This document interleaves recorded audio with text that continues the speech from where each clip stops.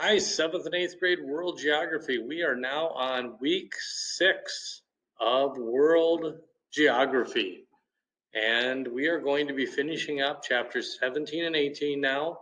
And we're going to, the first thing you're going to be doing is watching this video. And I do want to say that you guys have done tremendous job as far as getting everything handed in, communicating. If you look and you see that there's some assignments that are missing, make sure that you get those handed in. It's not too late. Also, if you know you handed these assignments in, but there's not a score in that grade book, let me know because I could have missed it, but I need to know so I can add that score in. And again, I want to thank you for showing up and doing everything you can to make it successful these last 6 weeks. So if you can imagine, the last time we were in school was about 7 weeks ago. Okay, so just about 2 months we've been out of school. And I hope everything's going well for you. So after you're done with this video, the second thing you're going to be doing is we're going to be going through a few of the slides. I'm just going to summarize it a little bit as far as the impact of urbanization. You have to realize that India is still a developing country and it's growing very fast, especially its cities.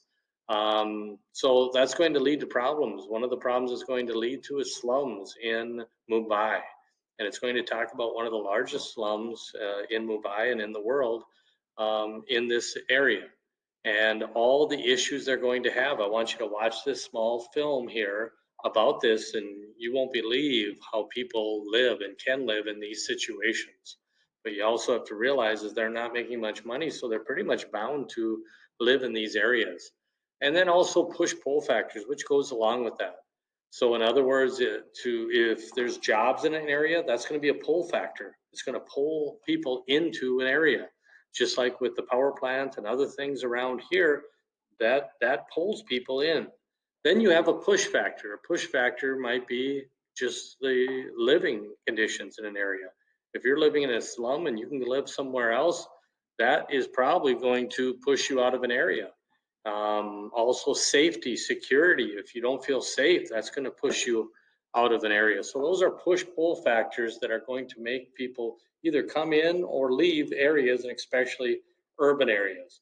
The second thing is you'll see these four questions here, and you're going to answer these questions, and you can use the book, but it's going to end up being, it should be slide 21, I guess. It's also going to be on here. So you're just going to answer those questions and submit it. Okay, so I'll try to change that too to make sure it's accurate. And then the last thing is Bangladesh, and they're just talking about Bangladesh is, again, it's a very poor area, and it really, the people there really make very little money. You think about it, there's people in Bangladesh ends up making probably, a very little amount, 12 to $1,500, let's say, where it might be 4,200 or 4,500 in the United States. And we're talking about GDP, gross domestic product. Okay.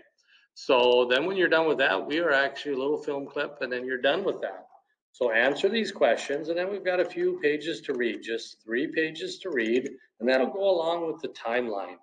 Now the timeline, you can use pages 512 to 513, I believe, and it talks about the different forms of government and what took place in these areas. Okay, and as you notice, we're going to be end up talking about Pakistan, and it keeps talking about how one leader is going to come in and then they're going to die or be overthrown, and then another leader is going to come in. And it's going to ask you to come up with some assumptions with it, and you'll do that on these questions. Then when you're done with that, you are actually done with week 6, and we'll get those grades in. But again, make sure you get everything in so we can get everything graded and make sure that your grades as accurate as possible. If you ever have a question, you can call me or text me or email me absolutely anytime. Thanks so much for doing such a great job this year, and hopefully we get back to school, whether it's the end of this year or next fall, and get back into more of a normal situation when it comes to school. Hey, thanks, and we'll talk to you later.